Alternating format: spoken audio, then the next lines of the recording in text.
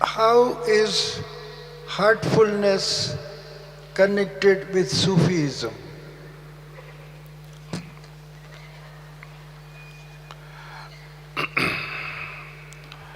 Sufism has two fundamental principles. Number one is remembrance. All the time you are in remembrance of the Maker.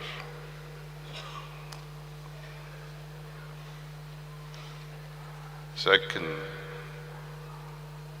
is restlessness, to create restlessness or fikr. Both are described in many literatures as fikr and dhikr. Remembrance and restlessness. Why do we meditate?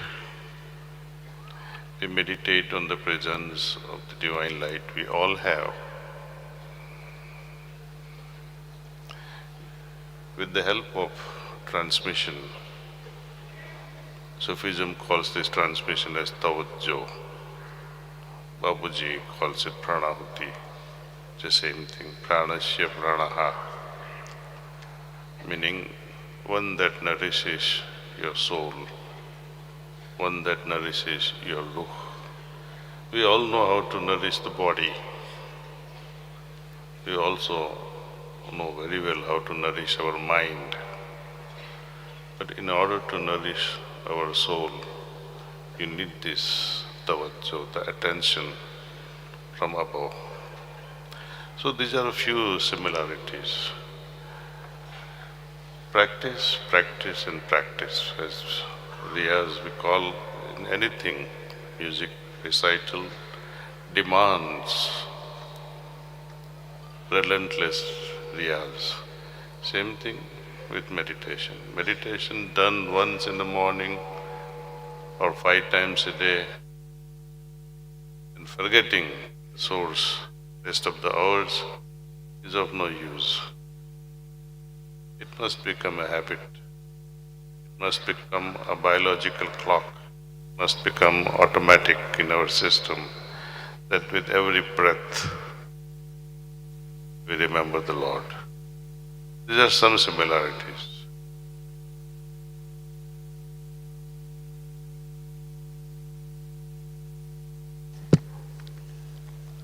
Has music ever helped you increase your bhakti to God? Yes. I started practicing meditation in 1976.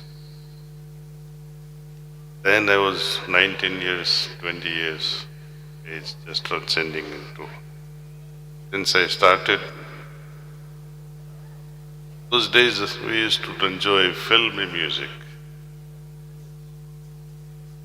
And whenever Mohammed Rafi Saab or Lata Mangeshkar or we used to have these love songs. And those love songs, I would connect it with God, with the Master. For example, there is one song, Dil mein tujhe bitha ke, kar lungi teri puja. When this is a song, a romantic song, but when we reflect on it and bring a spiritual aspect to it, it becomes better than bhajan. You listen to any music, there are two sides of it, and especially the music recitals by Sufis, some qawwalis, some bhajans, some romantic songs. They all have double-edged sword. There is a lover and a beloved. We are the lover, he is the beloved. It's up to you to whom you want to relate it to. To your best friend with whom you are romancing or with the Lord. It depends on your attitude. You can drown yourself in filmy music or convert it to your advantage. Daji, do you still get angry?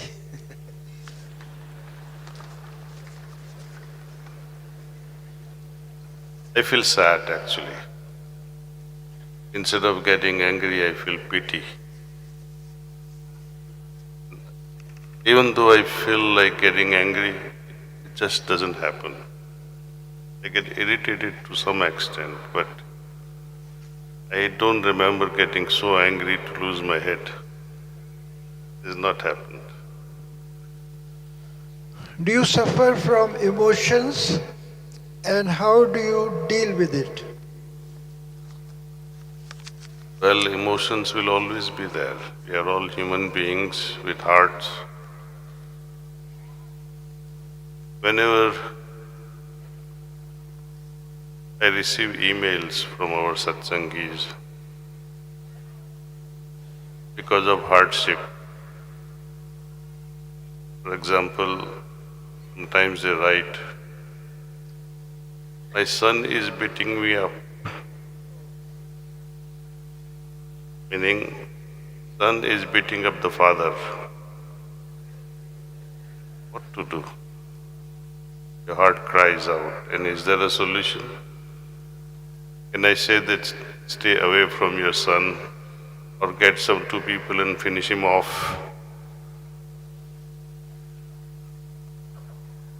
Sisters writing, my husband demands favors, unnatural sexual habits. Your heart cries out. She had just delivered a child in a hospital. She comes home and he demands, I want sex. This breaks your heart and loses confidence in humanity. At home also, whenever mother or children or sons, they get sick, there is no easy solution, then you take a little deep and say, oh, something is wrong, what to do? We do as best as we can. And things we cannot do, we offer prayers.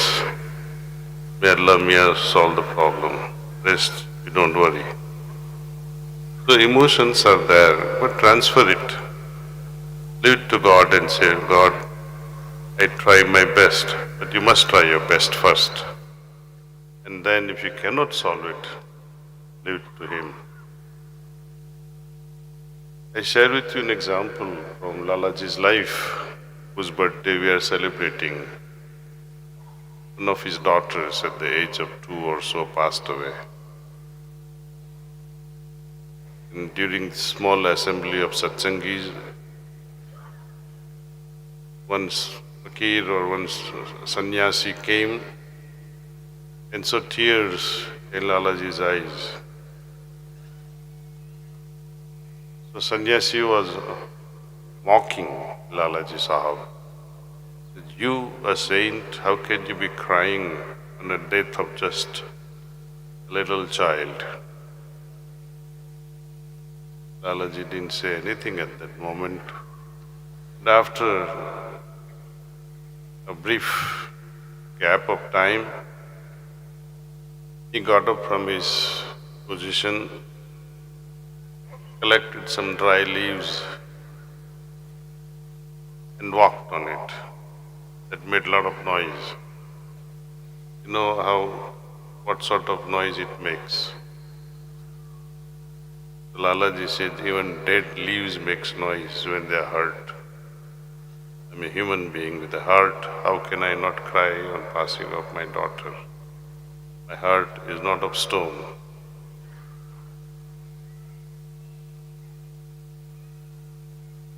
So it's okay. Now and then we become sad, now and then become jubilant, now and then we become blissful. It's okay. This is part of life. We master this life and then move on into the next dimension. Actually, without emotions, आदमी को आदमी नहीं कह सकते. Man is not a man if he lacks emotion in his heart. Two more questions, humble questions. Why education could not create compassion and kindness in a human being? A nice question, because education is all related to mind. As I was saying, education is related to mind. Compassion, kindness, empathy, these are the qualities that belongs to heart. Someone has to work on the heart. What prevents us from expressing our compassion? It is not that we are not compassionate. Every human being is compassionate. But we have formed unfortunate conditioning.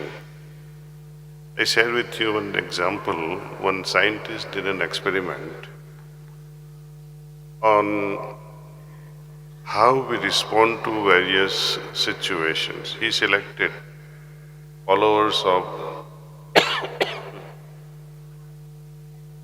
Sikhism. One was a Jewish gentleman, another was Islam, Muslim, and some other, if I remember right, it was someone from Africa. So there were 4 or 5 human types from different background. They were put differently at different times into the tunnel, into this MRI machine, functional MRI machine, where they were probed into to measure the response from the brain. They were trying to measure the response of a person. Suppose when you are lying down in that functional MRI machine and you are a Jewish person, in front there will be a video within that MRI machine where you can see torturing of Sikh, or a torturing of some animal, or torturing of a Jewish person, and torturing of a Muslim. The highest emotional response was when a Jew was tortured and there was a Jewish person in the tunnel. Likewise, the highest response of emotion was when a Muslim person witnessed the torturing of another Muslim. But the same amount of response was not there when a Sikh or a Jew person was being tortured. We all have compassion, but we have selective compassion. It has not become universal. And it cannot become universal as long as this separation remains within us. Tribal. We are still tribal. We are still leading a life of forest competition. We must rise above, and that's what our seminar was all about. From 21st to 23rd European seminar, where we talked about how we move from mundane, animalistic or human life to humane life, full of compassion and kindness, and then if possible, a life of divine farishta-like life. Sacrifice the life of divinity. Compassion, kindness is a humane life where we become humanized. Violence, aggression, that belongs to animal kingdom, human kingdom. And all this can slowly happen by changing the heart. As the heart becomes purer and purer, simpler and simpler, where you begin to witness godly presence, the light which dwells in our heart also dwells in other beings, not just human. In every being, in every particle, every nook and corner is saturated with that light. Even when we touch a chair, even when we lift up this water flask, we touch it with love. Why not other human beings? So this we perceive, this need arises, we are sensitized from our heart that I can no longer tolerate such discrepancies of my heart. Through practice it becomes possible.